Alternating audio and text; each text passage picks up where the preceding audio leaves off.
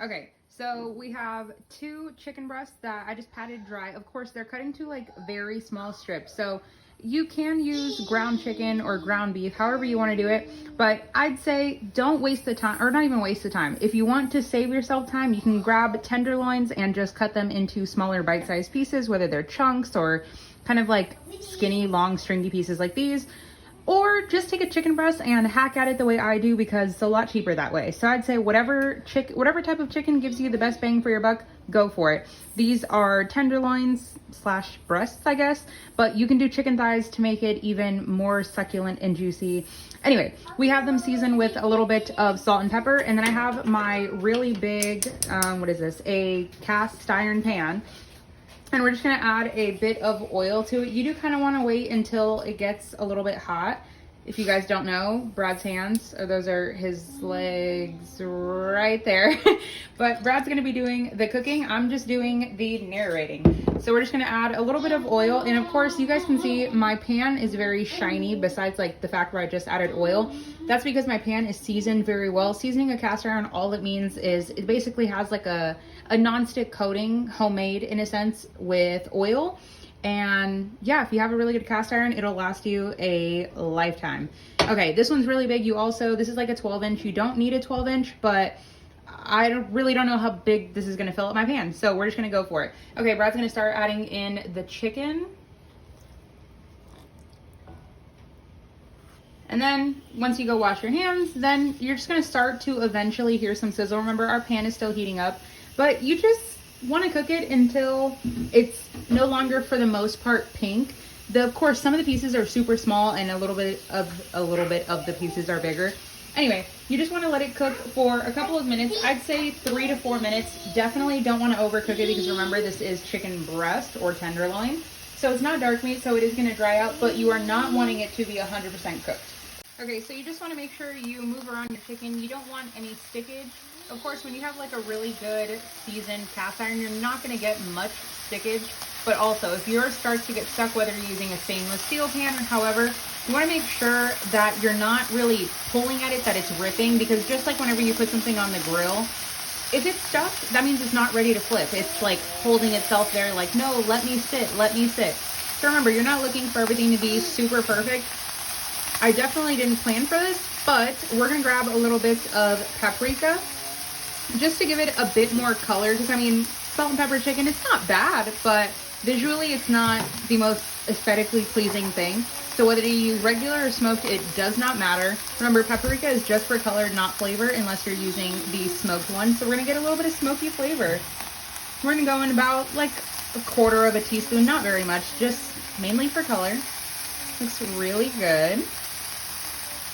So remember, as everything like mixes together, it's going to start to turn like a nice warm orangey color. But we're not wanting to fully cook it. You just want to develop some color, some flavor, so it's not just raw chicken going in there. I was going to say beef, but we're using chicken. So also, in the title of this video, you guys will see that it is a 1-pan plan here.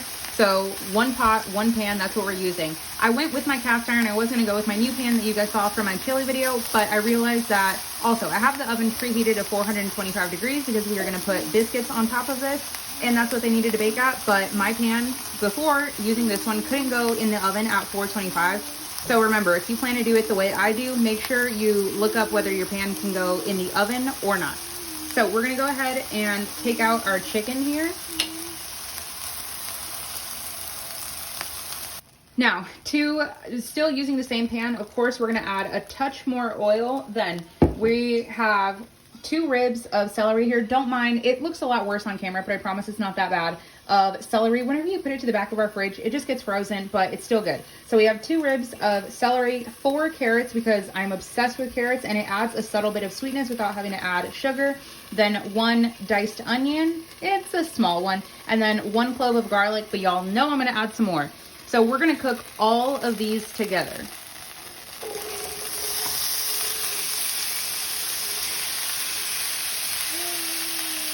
Then once you have your veggies, you're just going to start mixing them. Go ahead.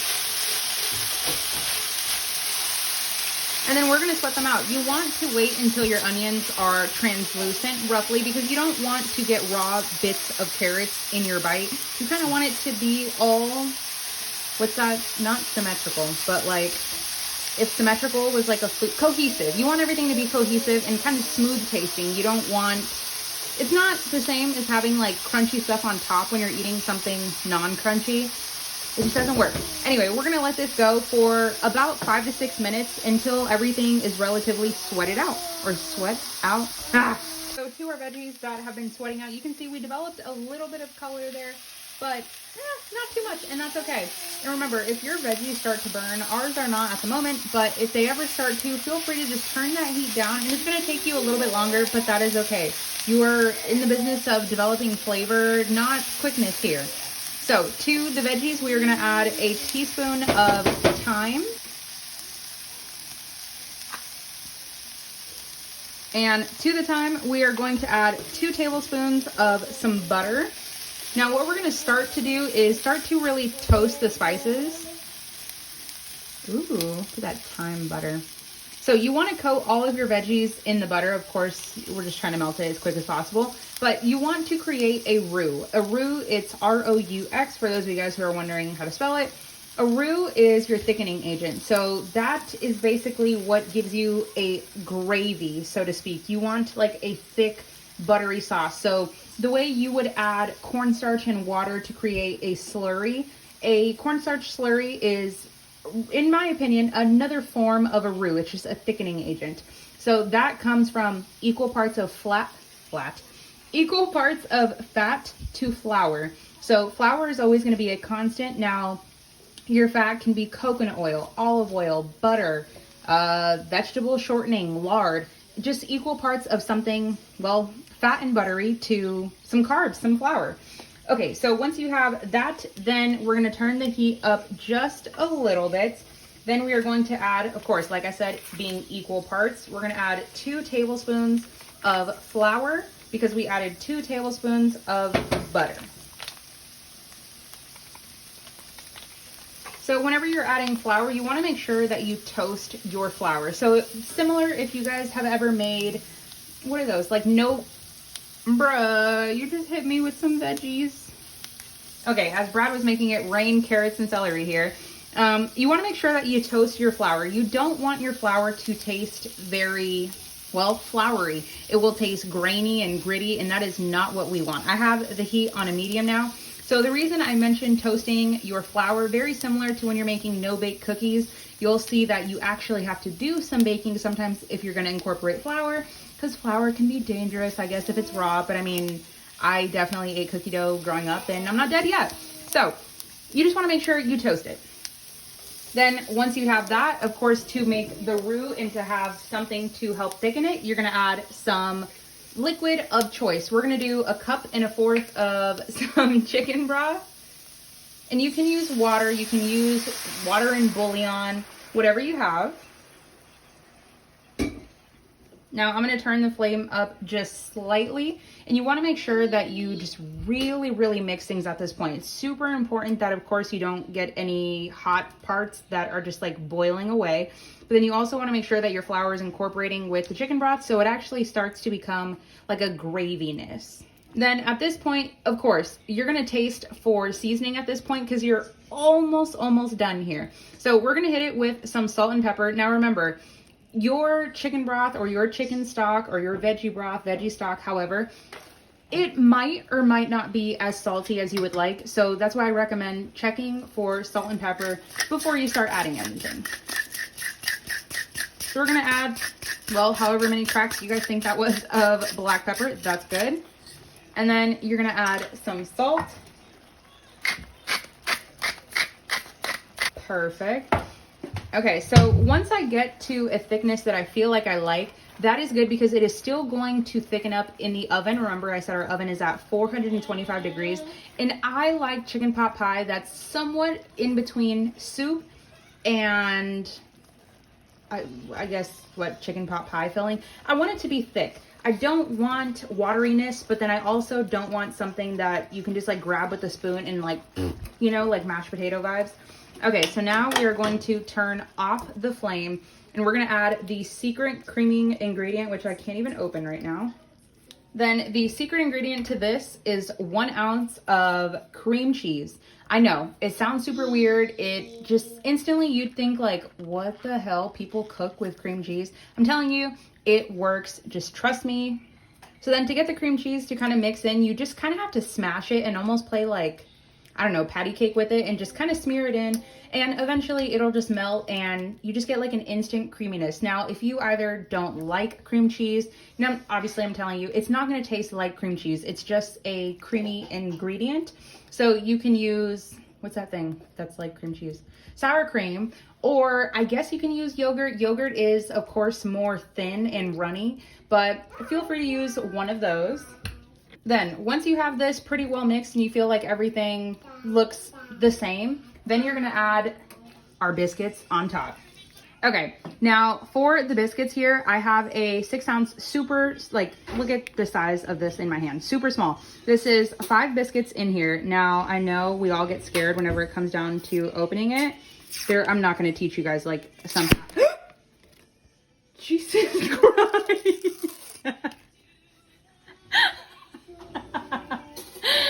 I got shot. Okay, this has never happened to me before. Typically I have to like grab a spoon or like woo! Okay, well now that's open, I guess. All right, okay, anyway, oh my god, I almost shit myself. So now we're gonna take the biscuit. Oh my goodness.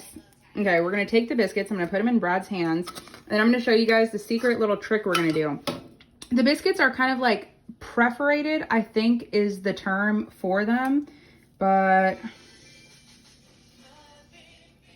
there's like, okay, there we go. You want to rip the biscuits in half. So that way, instead of 5 biscuits, you now have 10.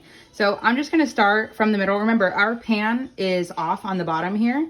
It was kind of hard to do it, to be honest. Or not hard, it just, there is no like English muffin line for that. And if it doesn't come out perfect, it's okay. You just wanna be gentle, make sure you're not just like ripping and shredding them. But it's okay. And I definitely think I picked a pan that was a bit too wide, so I might not get biscuits all around, but it's okay because I have bread to just soak all of this up. And I'm so sorry you guys are hearing Sesame Street or something down below because we are just all cooking here. Oh, this is the Muppets, sorry, not Sesame Street. Okay. And we're just, okay, you know what? We're just gonna spread it out just a bit more. Yeah, we're gonna spread it out a bit more. I definitely could have used my smaller cast iron, but it's okay. We got what, 1 more? We'll put it right here. Perfect. Okay, now you have a couple of options here. You can either brush them with butter.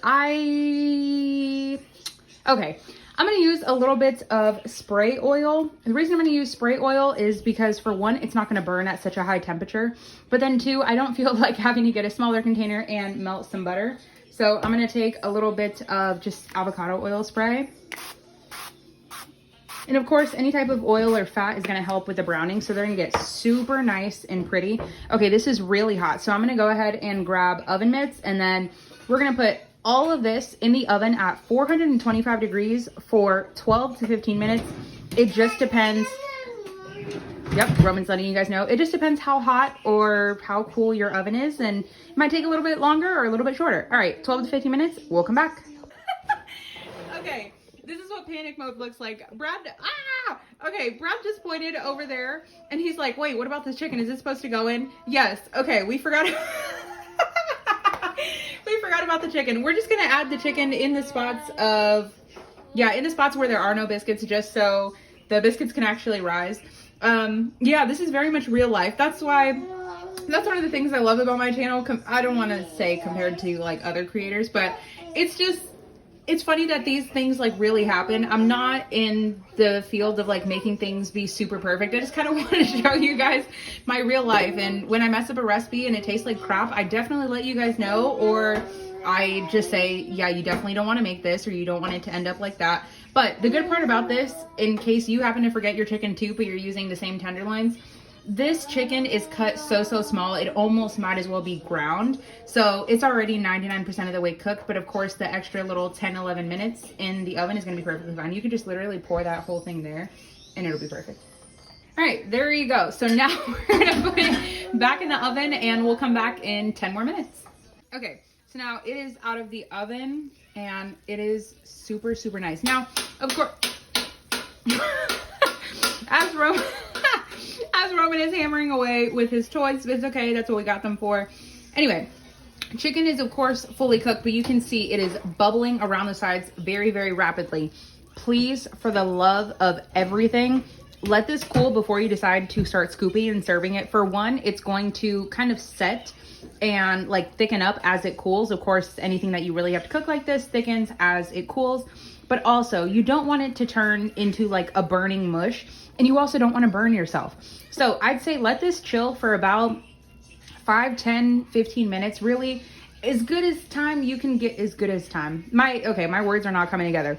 If you can let it cool for a good 10, 15 minutes, you are golden. But other than that, I mean, dinner is literally served.